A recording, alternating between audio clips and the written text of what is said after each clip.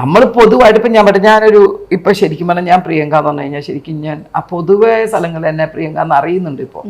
അപ്പോൾ ഞാൻ അറിയപ്പെടുമ്പോൾ ഞാൻ എൻ്റെതായ കുറച്ച് സ്പേസ് ഞാൻ കാണും, അവരോട് എങ്ങനെ സംസാരിക്കാൻ നിൽക്കണം എന്നുള്ളത് അത് എൻ്റെ ആവശ്യമാണ്. ഞാൻ അങ്ങനെ നിന്നിട്ടുള്ളൂ. ഞാൻ ആരോടും ഒരു സെൽഫി എടുക്കാൻ വന്ന ആൾക്കാരോട് പോലും പിന്നെ എടുക്കാമെന്ന് ഞാൻ പറയാറില്ല.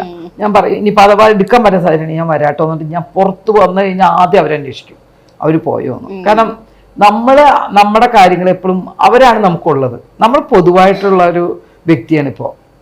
അവർ കണ്ടെങ്കിലേ നമുക്ക് വിജയമുള്ളൂ. ഞാൻ ഒരാളോട് പറയണേ ഇപ്പം എടുക്കാൻ പറ്റില്ല പിന്നെ എടുക്കാന്ന് പറഞ്ഞാൽ അവൻ നാളെ സിനിമ കാണുമ്പോൾ അവൻ്റെ മനസ്സിലായിക്കോ അവള് കണ്ടോ അവള് ഭയങ്കര അഹങ്കാരിയായിട്ടോ അവള് ആ പടം ഒരു ഫോട്ടോ എടുക്കാൻ അവളെ മനസ്സിലായി. എന്തിനാ നമ്മൾ അങ്ങനെ കേൾപ്പിക്കരുത് ഞാൻ എല്ലാവരോടും പറയും. അവരുടെ ആഗ്രഹം ഒരു ഫോട്ടോ എടുക്കാന്നുള്ളതാ. പിന്നെ ഫോട്ടോ എടുക്കുമ്പോൾ കൈയും കാലൊക്കെ പിടിക്കുമ്പോൾ നമുക്ക് പ്രതികരിക്കാറിയണം. തമാശക്ക് പറഞ്ഞാൽ ചേട്ടാ പ്ലീസ് കേട്ടോ അത് പറയണത് നിങ്ങൾ തൊട്ടോ എന്ന് പറയുന്നത് രണ്ടാണ് അല്ലേ? നമ്മള് പ്രതികരിക്കുന്ന മനോഭാവം നമ്മൾ മാറ്റണം എന്നാ ഞാൻ പറയണത്. അങ്ങനെ പ്രതികരിക്കരുത് ഒരിക്കലും. എന്റെ ഒരു റിക്വസ്റ്റ് ആണത്. നമ്മളെ ആൾക്കാര് അവരാണ് നമുക്കുള്ളത്. അവര് സിനിമ ഉണ്ടെങ്കിലേ നമുക്ക് വിജയമുള്ളൂ.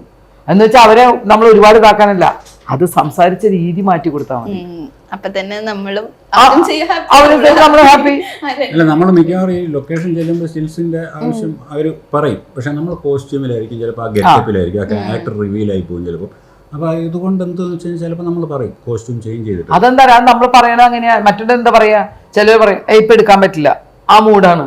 നമ്മൾ മോനെ ഇത് കോസ്റ്റ്യൂം സിനിമയുടെയാണ്, ഇതിട്ട് പുറത്തു വരാൻ പാടില്ല, ഇത് മാറി നമ്മൾ വരും സുന്ദരിയായിട്ട് വരും, അപ്പൊ എടുക്കാം. രണ്ടായില്ലേ? അത് പറയാൻ എന്താ പറ്റാത്തതെന്ന് ഞാൻ ചോദിക്കുന്നത്. ഞാൻ കണ്ടിട്ടുണ്ട് ചില ആർട്ടിസ്റ്റുകളൊക്കെ ഇപ്പൊ എടുക്കാൻ പറ്റില്ല പറയാം. എന്ത്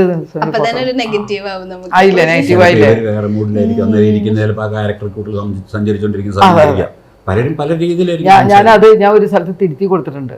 ഞാൻ ഭയങ്കര കൂളായിട്ട് എല്ലാവരോടും സംസാരിക്കുക, അവരുടെ ഇടയിൽ പോയി ഫോട്ടോ എടുക്കൊക്കെ ഉണ്ട്. അപ്പോൾ ഒരു കുട്ടി, പേരൊന്നും പറയില്ല, ആ കുട്ടി അതിനകത്ത് നായികയാണ്, അവർ മിണ്ടാതെ മാറി നിൽക്കുക.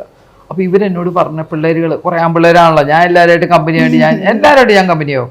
ഞാൻ ചോദിച്ചപ്പോൾ അവരെന്നോട് ചേച്ചി ആ പെണ്ണിന് എന്തൊരു അഹങ്കാരം, ഇവളുടെ പടം വന്നാൽ ഞാൻ കാണില്ല കേട്ടോ എന്ന്.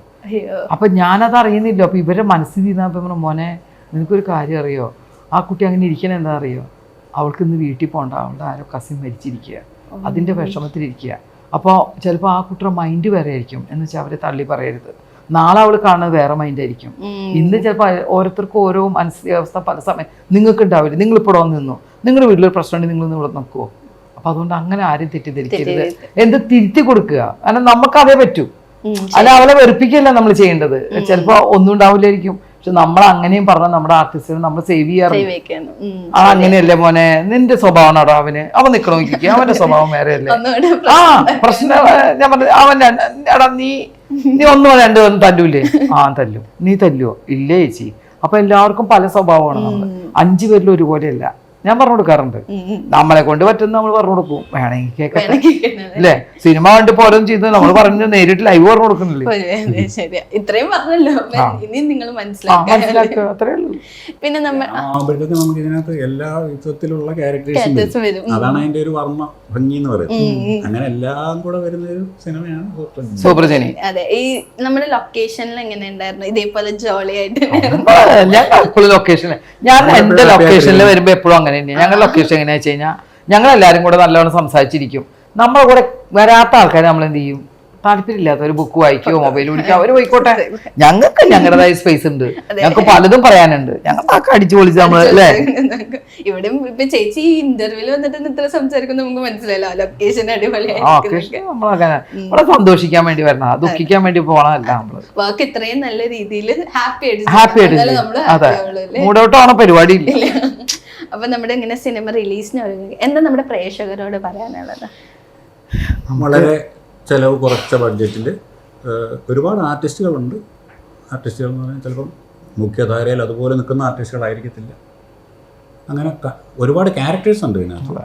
അങ്ങനെ ഒരു ചെറിയ പടമാണ്, പക്ഷെ എന്നാൽ ഒത്തിരി കഥാപാത്രങ്ങളുണ്ട്. അതെ, ചെറിയ പടമാണെങ്കിലും അതിനകത്തൊരു കഥയുണ്ട്. പിന്നെ മീനാക്ഷി എല്ലാവർക്കും അറിയാം, ആ കുട്ടി അതിനകത്ത് ആദ്യമായിട്ട് നായികയായിട്ട് അഭിനയിക്കുന്ന ഒരു പടം.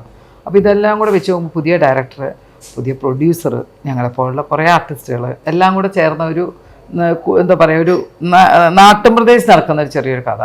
അപ്പോൾ അത് പ്രേക്ഷകർ വേണം തിയേറ്ററിൽ തന്നെ പോയി കണ്ട് വിജയിപ്പിക്കുക. ഒരു 100 കോടിയിലേക്കൊന്നും പോയില്ലെങ്കിലും സാധാരണ കൊള്ളാം എന്നുള്ള അത് മാത്രം നിങ്ങൾ ചെയ്തു തന്നാൽ മതി. നമുക്ക് 100-200 കോടിയൊന്നും വേണ്ട മക്കളെ. നമുക്ക് ഈ പടം പ്രൊഡ്യൂസർക്കും ഡയറക്ടർക്കും നമ്മുടെ മീനാക്ഷിക്കും നമ്മളെല്ലാവരും അഭിനയിച്ച എല്ലാ ക്രൂവിനും. അപ്പൊ ഈ പറഞ്ഞ പോലെ തന്നെ സിനിമ വൻ വിജയകരമാട്ടെ എന്ന് ആശംസിക്കുന്നു. ഇനി നിങ്ങളാണെങ്കിലും ഒരുപാട് നല്ല ക്യാരക്ടേഴ്സിലൂടെ ഞങ്ങളുടെ മുന്നിൽ എത്തട്ടെ എന്ന് ആശംസിക്കുന്നു. Thank you so much. Thank you. Thank you.